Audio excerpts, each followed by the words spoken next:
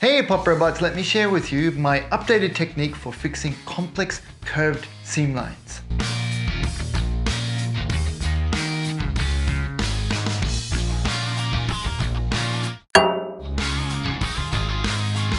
Hi guys, I'm Wright, and I lived in Japan for 25 years and worked as a studio modeler. God hand tools were not on my radar for the longest time. They appeared slick, overpriced, and way too weeb for me. Surely they would set off the weeb detector at airports coming through. Seriously though, these have been a game changer for me. The foam-backed sanding sticks. I've used them here on my MAK Griffin build. Flying into it, I've been all full of motivation this week and zooming along. I wanted to share, which is probably one of the most daunting aspects of the Folker, the horrendous seam lines that go down the sides here. And yes, they are as rough and as infamous as you've probably heard about. And here they are cleaned up before testing. And this time has been the easiest version I've had at it so far. And here are the tools that I used. It was very, very simple. So I was kind of, I'm excited to show you this one for its, the elegance of the simplicity of the solution. So, boy, that came out nicely. Simply put, I went through the squeeze method that you would see in my Machine & Krieger Polar Bear, and I put in copious amounts of of the Gunze Mr. Hobby extra thin cement and squeezed it through, and lined these up quite nicely. Leaving that set for a little bit, there was quite a bit of plastic extruded. Now I'll put in a nice close-up photo here, so that you can see the texture that I'm talking about.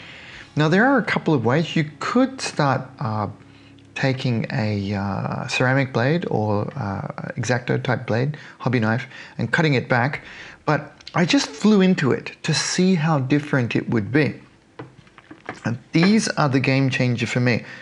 And no, I'm not getting paid to shill this stuff. I just really think they are so awesome.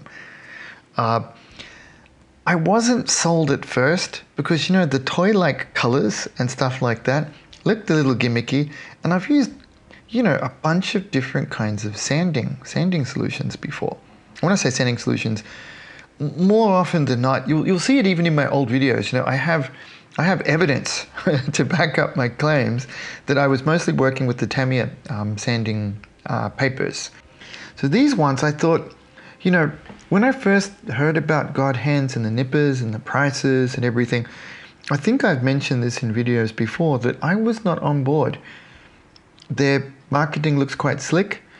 All this kind of weeb action on them. Although I like weeb stuff a lot more now. And I've met Nipako-chan and she's a lovely kid.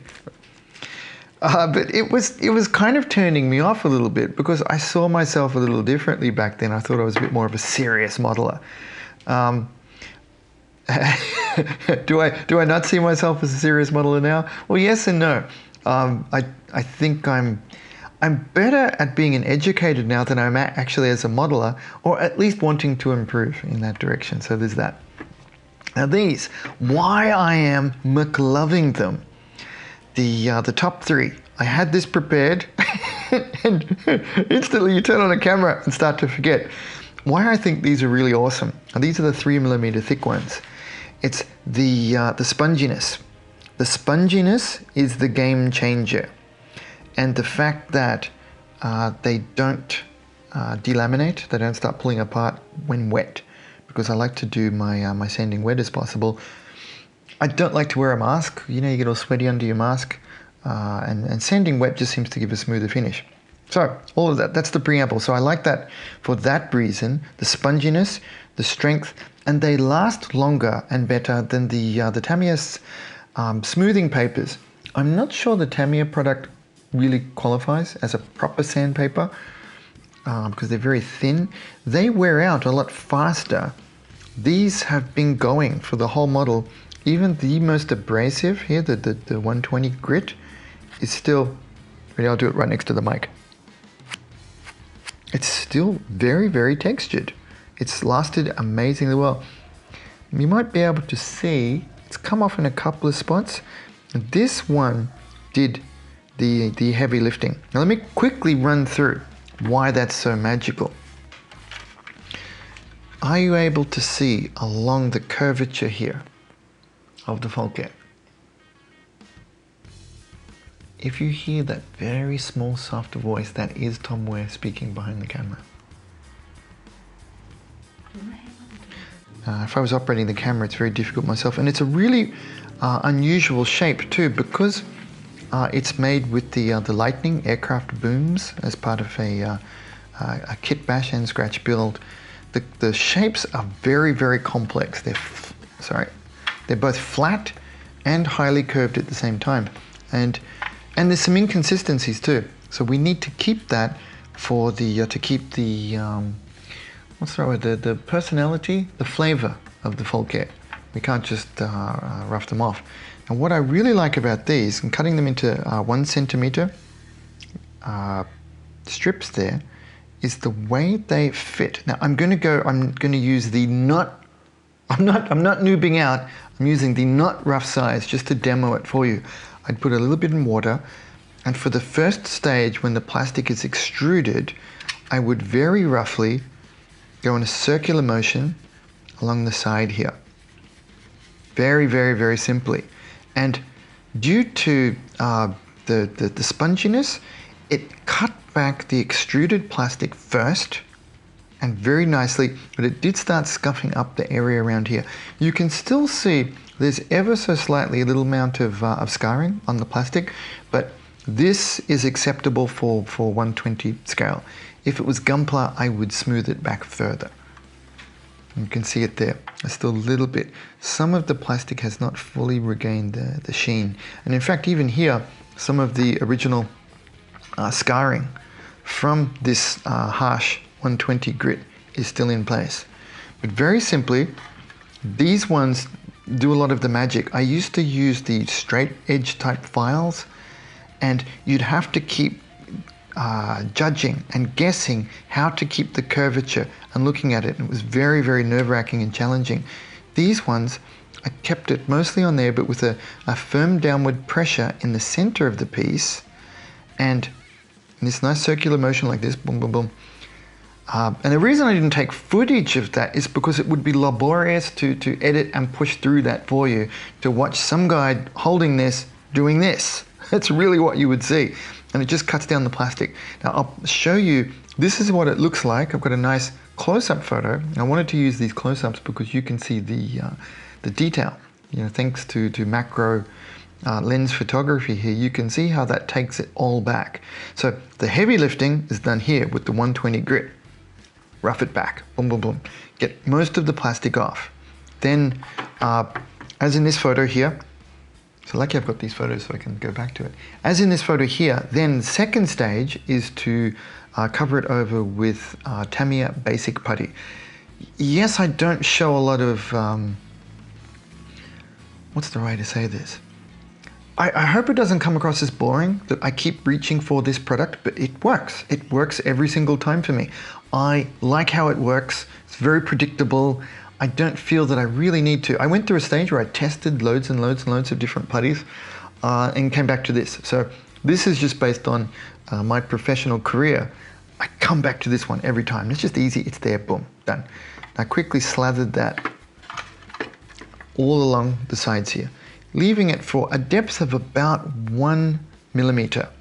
Just enough so that it's a little bit over. And you can still see a few spots left here in the panel lines. And you can see where the plastic has gone back. So where there is none left, that means the extrusion of the plastic through the joint was complete. But there's a couple of spots you can see, like just there maybe, it might be too small to spot, that there were some spots that the extrusion technique did miss, and that's what that would fix. And maybe some scarring there. Then very simply, I also rubbed that one back also. There's no need to go smooth yet with the same 120 grit. After moving that back, and you can see here's where my main trouble spot was. You can see there's a lot of the putty left here. Now, that's the heavy lifting. So heavy lifting is done. I'll move these little guys out of the way. Heavy lifting is done with the 120. Now here's where the magic of these sanding foams was made apparent to me. At first I thought the colors were just pretty, but no, it's actually really useful, because once they all start looking like this and you're moving between them, I start to forget which color's which. Even on some of the Tamiya sanding papers that I would do once upon a time, if I would try to cut it so that the numbers were apparent on the back, but sometimes you'd miss it, you wouldn't know what grid it was, so some more organization was necessary. But look at these. Even me, I know 120, where's pink? In my hand. 120, 240, 400, 600, 800. What I like about this is it cuts down on mistakes, thinking time, and for something like polishing out a seam line, it's a very Zen-like activity. It's good to just belt through really quick. So then, as I can show you in these photos and going through here, once I'd polished it back and got the majority of I could see where, once you cut it back, you can see where it looks and feels flat. Once you're there, you need to change modes. This one is for your heavy duty lifting. The lower scales are for removing unnecessary plastic and unnecessary putty. Once you've gotten to that stage, you kind of have to change modes. Now, this will be already apparent to a bunch of you who have been modeling for some time. For my intermediate and advanced followers, you guys get that. But for our people who are new to us and maybe have not been involved in a handcraft before, you go from the heavy lifting at the bottom, and then the upper layers, I would say this one still does some of the lifting, and then from about 400, particularly 600, especially 800, it's polishing. It's actually using this end of the spectrum to get rid of the damage that this end does. That took me some time to really understand that. I would think that this one must be the best for everything, and I would start at 400, and it would take me a lot longer. The result would not be any different either. Doesn't turn out better starting at a higher one. It just takes more time. It was actually one of the Machining Krieger team who said, well, why are you kicking off at that level, Link? If I did that, I wouldn't have any fingers left. It was Genzo-kun. He would just use the harshest sandpaper, and I was amazed, but he'd be done so quick. So instantly I got on board with that. So moving up through these, I then continued that very same motion. That's another reason why I didn't video this part of it, because it really is that. Finger in the middle, on either side, polishing it through, focusing mostly on the top, but the compression of these wonderful sanding foams has kept the shape perfect. Moving up through. 400, 600, and 800. 400 was still pretty good. If this was for Hobby Japan, I would have actually stopped at 400 to be done, because those guys, the way they can take photos, Honma-san, the photographer there, he took photos in such a way, it was like an 80s way of photography, that you needed to be more visceral for the detail to show. But because this one's going to be done with pretty good camera gear, and for physical print, I've decided to go up with 600 and even 800. Final steps will then include a light spray with the primer. In my case, I used Gaia Notes Evo from the can. First time using this one, and it's my new favorite. I do this to double check the quality of my work and to highlight areas to redo. Lastly, my Griffin build did suffer from other minor issues along the seam line, including a slight bow in the plastic. Fixing that in video build log number 10, part of the full step-by-step series that is available to you on my Patreon membership site. It works a little like Netflix in that you can watch all my back catalog tutorials that are not available on YouTube, and it's like 50 plus now, and join in our private Paint on Plastic chat room. And pay it forward. Your support allows me to make these tutorials for you and for our community. Thanks so much, guys. I hope you liked the video and that it was helpful and useful for you. See you soon. Bye. Big thanks to Hobbyco and the visionary Ryan San Pedro for bringing the Japanese hobby to us locally. Pre-roll shout out for the exploding epic pop robot rocket punch team. We super appreciate you. Ivan, Grant, Con, Jack, RJ, Tweets, Matthias, Peter, Robert, Kelso, Kevin, Derek, Dom, Nick, Danny, John, Andy, Philippe, Jake, Pete, Ben, Commander Newbie, Hal, Kieran, Jody, and welcoming Chris Rigas, Guy Finney, and Nelson to the team. Thank you so very much, guys. And of course, the Brobot Inner Circle, the awesome folks that make this happen.